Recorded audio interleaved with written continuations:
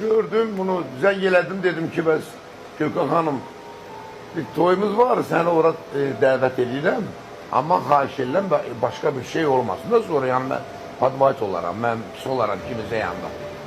Yo, müəllim, sənətkar, siz nə danışırsınız, belə elə. Bir də gördüm ki, bir ayrı bir xanıma zəng elətdirir ki, mən ora gələ bilmirəm. Yəni, prodüsörünə. Mən demək istəyirəm ki, Gülkan xanım, sən kimsən sənin prodüsörün də? Sən kimsən ki, sənin prodüsörün var? Sən evet bir kimsə ol, sonra prodüsörün olsun da. Qardaş, hərəsi bir bir prodüsör getirir. Bu nə deməkdir? Adam yalan danışmaz, adam saxtalıq eləməz. Mən də, məsələn, Manaf kimi bir oğlanın qabağında söz verirəm. Hadi deyəydin pul vermənə gəlim, o başqa məsələ. Vallahi pul desəydi 5 qat verəcəkdim, yəni o söhbəti yoxdur. O da elə olandı ki, onun iş qabağından, yəni o... Təhsil edeyim də söz verib. Amma mən söz vermişəm.